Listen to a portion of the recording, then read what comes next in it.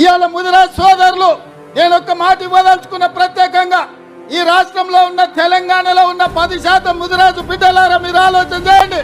మీ బిడ్డకు కేసీఆర్ ప్రాతినిధ్యం వహించే గజ్వేల్ సిద్దిపేట ఉన్న పార్లమెంటు మెదక్కు నీలం మధు ముదిరాజును కాంగ్రెస్ పార్టీ టికెట్ ఇచ్చింది.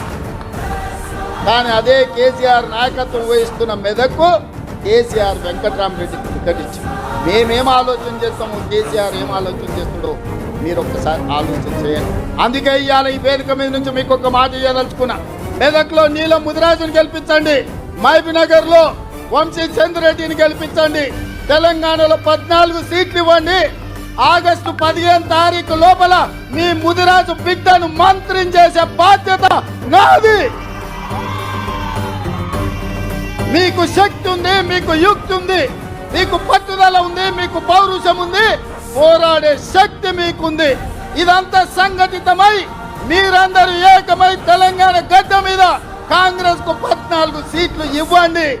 మీ బిడ్డను 15 ఆగస్టు తిరిగే లోపల మంత్రిని చేసే బాధ్యత నేను తీసుకుంటా. మీకు మాట